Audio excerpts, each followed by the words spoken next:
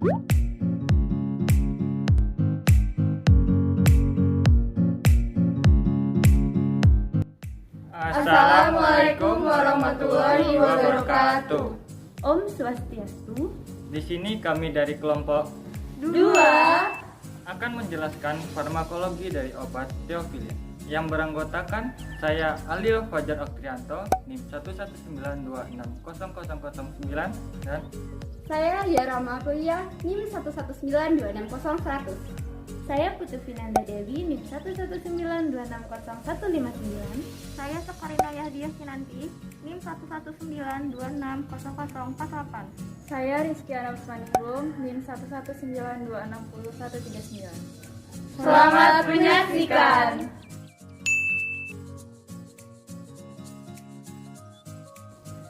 Theophylline merupakan serbuk hablum putih, tidak berbau, rasa pahit, dan mantap di udara. Theophylline mengandung tidak kurang dari 98,5% dan tidak lebih dari 101,5% C7H8N4O2 dihitung terhadap zat yang telah dikeringkan. Theophylline memiliki indeks terapi sempit yaitu 8-15 mg per liter darah. Potensi toksisitasnya telah diketahui berhubungan dengan kadar theophylline utuh dalam darah yaitu kurang dari 20 mg per liter. Rasio ekstraksinya atau rasio ekstraksi hepatik theophylline termasuk rendah, yakni 0,09. Oleh karena itu, efek potensialnya ditentukan oleh keefektifan sistem oksidasi sitokrom P450 di dalam hati.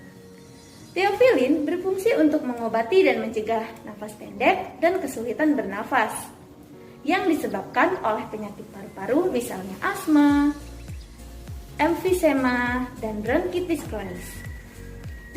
Theophylline termasuk dalam kelas obat yang dikenal sebagai Santinase.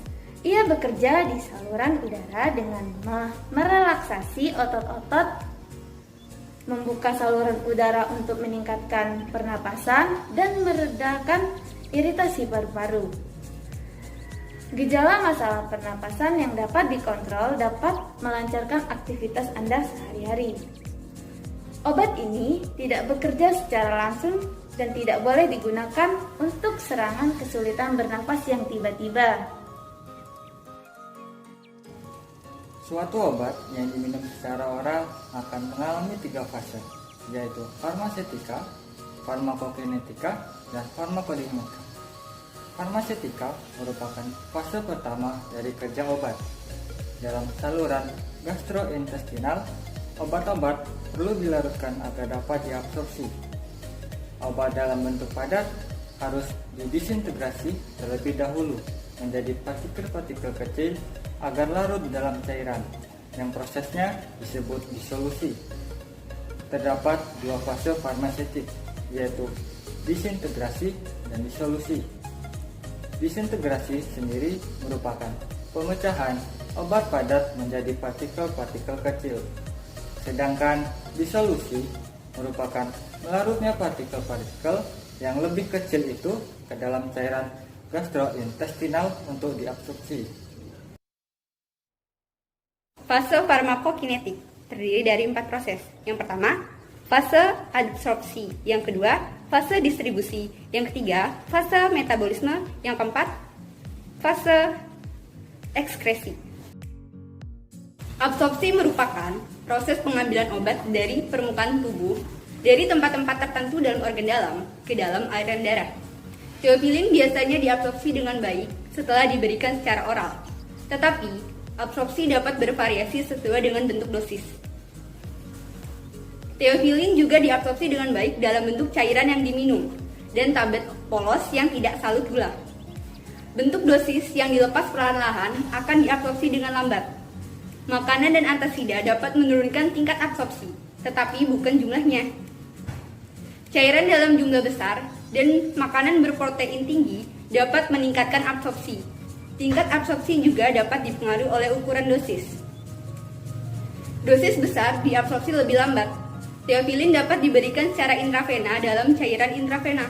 Faktor-faktor seperti luas permukaan dinding usus, kecepatan pengosongan lambung, pergerakan saluran cerna, dan aliran darah ke tempat absorpsi dapat mempengaruhi laju dan jumlah absorpsi obat. Dipengaruhi beberapa faktor, misalnya formulasi, stabilitas obat terhadap asam lambung, enzim pencernaan, dan makanan. Tahapan yang kedua yaitu distribusi. Setelah teofilin memasuki sirkulasi sistemik, rata-rata 40% terikat pada protein plasma dan sisa obat bebas didistribusi di seluruh cairan tubuh. Pengikatan protein 60% ditinggikan karena suhu yang lebih rendah dan meningkatkan pH yang terjadi selama pengujian in vitro. Volume distribusi jelas. Ruang tempat teofilin mendistribusikan rata-rata 0,5 liter kilogram di antara anak-anak dan orang dewasa.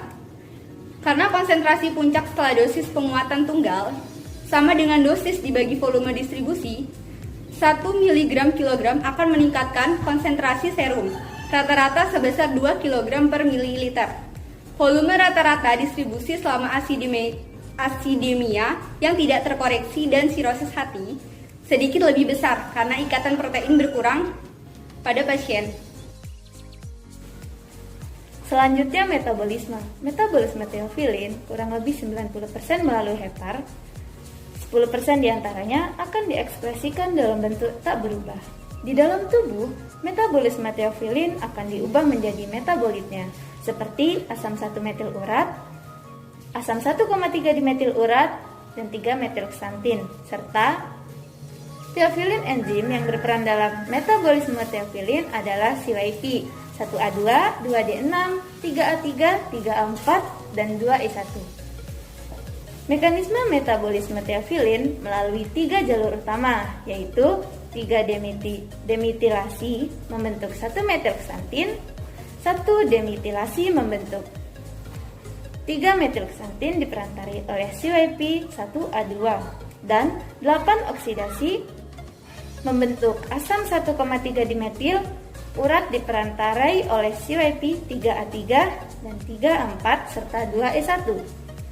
Metabolit 1-metilxantin akan teroksidasi membentuk senyawa asam 1-metil urat oleh peran enzim xantin oksidase dan akan segera diekspresikan melalui metabolit aktif 3-metilxantin dibentuk melalui N-demitilasi, dan metabolit ini mempunyai 1/3 sampai 1/5 kali potensi teofilin. Metabolit 3-metilxantin relatif kurang berkhasiat dan efek sampingnya kurang berbahaya dibanding senyawa induknya teofilin. Tahapan yang selanjutnya yaitu ekskresi. Teofilin tidak mengalami eliminasi parasintetik, yang berarti menyebar secara bebas ke jaringan bebas lemak dan dimetabolisme secara ekstensif di hati. Ekskresi ginjal dari teofilin yang tidak berubah pada neonatus berjumlah sekitar 50% dari dosis, dibandingkan dengan sekitar 10% pada anak-anak yang lebih tua dari 3 bulan dan juga pada orang dewasa. Yang selanjutnya adalah fase farmakodinamik, di mana obat teofilin ini memiliki 2 mekanisme aksi utama. Yang pertama adalah penghambatan fosfodiesterase. Pada mekanisme aksi yang pertama ini, teofilin memblok fosfodiesterase. Umumnya, fosfodiesterase ini mempengaruhi siklik AMP. Karena dihambat, maka terjadi kenaikan siklik AMP yang mengarah pada terjadinya bronkodilatasi. Kemudian, mekanisme yang kedua adalah penghambatan adenosin, di mana pada mekanisme yang kedua ini, teofilin merupakan antagonis dari adenosin dan akan memblok adenosin A2B reseptor. Reseptor ini merupakan reseptor yang berpasangan dengan stimulating G protein yang berlokasi di sel mas. Setelah itu, terjadi penghambatan aktivitas enzim adenylat siklase yang berefek pada produksi siklik AMP serta produksi PKA. Kemudian, terjadi pelepasan histamin dan interleukin oleh sel mas. Efek samping obat teofilin yaitu sakit perut, diare, sakit kepala, detak jantung yang cepat, kejang, tremor, pusing, mual, dan muntah. Untuk dosis, secara umum Dosis teofilin itu adalah 200 sampai 400 mg setiap 12 jam.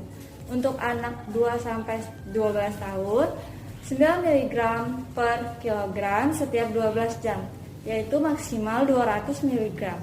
Untuk anak 6 sampai 12 tahun, 125 sampai 200 mg setiap 12 jam. Terima kasih telah menyaksikan video kami.